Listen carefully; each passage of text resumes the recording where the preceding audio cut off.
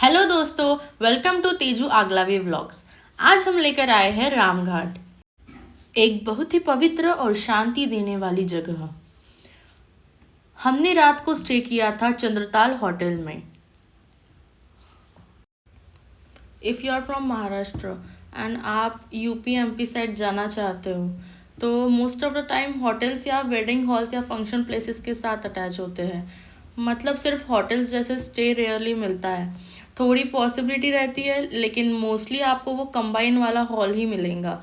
इसलिए अगर आप प्लान कर रहे हो तो पहले से ही थोड़ा चेक ज़रूर कर लेना ताकि परेशानी ना हो।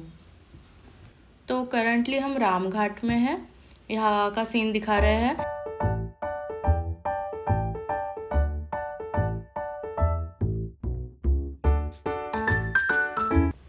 हम सबसे पहले पहुंचे नदी किनारे, जहाँ हमने एक छोटी सी बोट राइड की।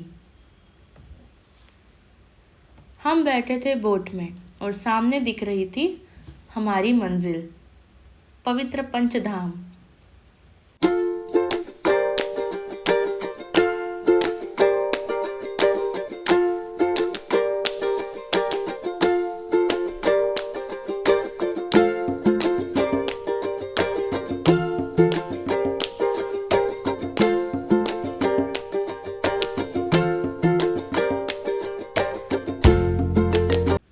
यहाँ का एक नियम है, भगवान के पावन चित्र आप ले सकते हो लेकिन सेल्फी या ग्रुप फोटो नहीं खींच सकते आपके साथ। यहाँ एक बात ज़रूर नोटिस हुई, ज़्यादातर जगहों पर डोनेशंस मांगा जाता है। अब श्रद्धा से देना अच्छी बात है, लेकिन कभी कभी ऐसा होता है कि आप पोलाइटली मना भी करो तो भी कुछ लोग बार बार इंसिस्ट करते हैं। थोड़ा सा फोर्सफुल भी फील होता है कभी कभी, और ऐसे में थोड़ी डिस्कम्फर्ट भी हो सकती है। इसलिए हमें काम रहकर रिस्पेक्टफुली हैंडल करना चाहिए, क्योंकि हर जगह सब लोग एक जैसे नहीं होते हैं। थोड़ा अलर्ट रहना चाहिए। ये बस मेरी तरफ से आपको एडवाइस है, ताकि आप कभी भी आप रामघाट या फिर यूपी एमपी का प्लान बनाइए तो थोड़ा सोच समझ के।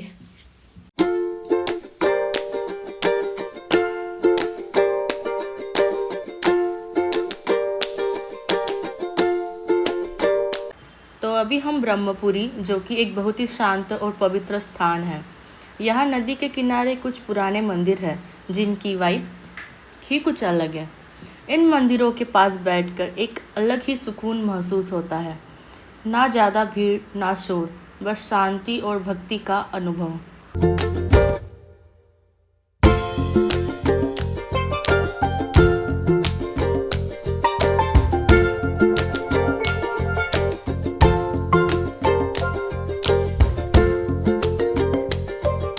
ब्रह्मपुरी के दर्शन के बाद हमने शुरू की 5 किलोमीटर लंबी परिक्रमा, जो चित्रकूट का एक और पवित्र और बहुत ही खास हिस्सा है। ये परिक्रमा रूट थोड़ा अलग है, क्योंकि यहाँ एक यूनिक बात है। ये रास्ता आधा उत्तर प्रदेश में और आधा मध्य प्रदेश में, मतलब एक ही रास्ता पर चलते हुए आप कभी यूपी में होते हो तो अगले मोड़ पर एमपी में। It's a spiritual journey with a state switch.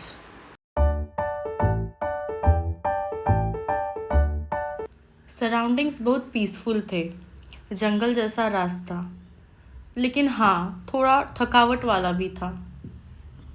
तो अभी हम यूपी के बाउंड्री में एंटर हो गए हैं और वहाँ के कुछ व्यूज़ है। करीब 1 बजे हमने ये यात्रा शुरू की और फिर चलते चलते बीच में हमने थोड़ा रुककर चाय पी। उस मोमेंट में बस चाय ही नहीं, एनर्जी भी रिचार्ज हो गई।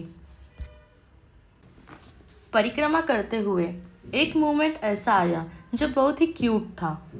हमने पहली बार देखा सोते हुए बंदर। हाँ, सच में कुछ बंदर पेड़ों की डालियों पर लेटे हुए थे तो कुछ एक दूसरे से चिपक कर नींद में थे। वो सीन देखकर दिल खुश हो गया, जैसे वो भी इस शांत वातावरण का हिस्सा बन गए हो।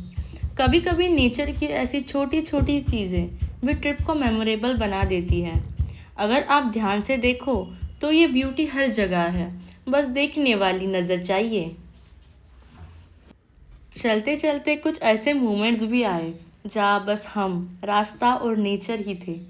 बीच बीच में कभी पत्तों की आवाज़ तो कभी किसी चिड़िया की कॉल, और उन छोटे छोटे बातों ने अटेंशन खींच लिया।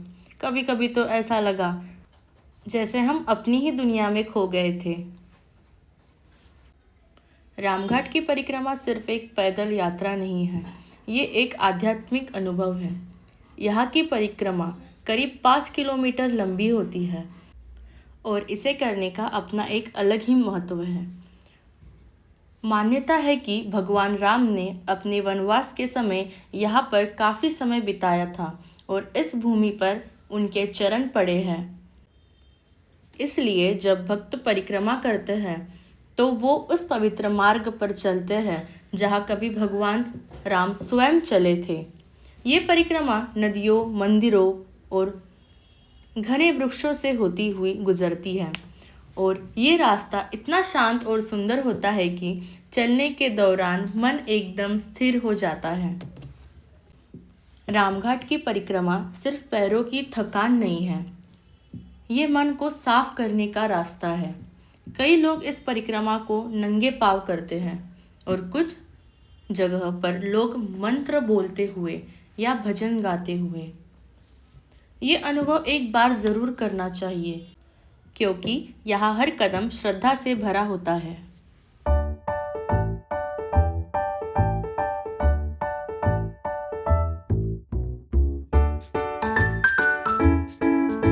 हम परिक्रमा में काफ़ी थक चुके थे।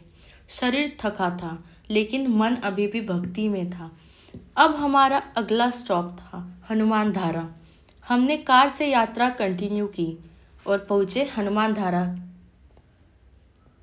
यहाँ से हमने लिया रोपवे और जैसे जैसे वो कैबिन ऊपर बढ़ता गया नज़ारे और भी सुंदर होते गए।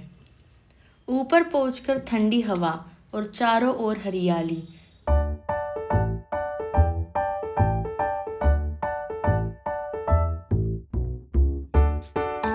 फिर दर्शन हुए हनुमान जी के, जहां ऊपर से एक जलधारा गिरती है। हनुमान धारा का धार्मिक महत्व बहुत गहरा है। कहा जाता है कि लंका दहन के बाद हनुमान जी का शरीर बहुत गर्म हो गया था। तब श्री राम ने बाण से ये जलधारा निकालकर उन्हें शांत किया। आज भी ये जलधारा बिना रुके बहती है और जो लोग यहाँ आते हैं वो इस पवित्र पानी को छूकर खुद को धन्य मानते हैं। ये जगह सिर्फ एक मंदिर नहीं, एक अनुभव है, शांति, श्रद्धा और ऊर्जा से भरा हुआ।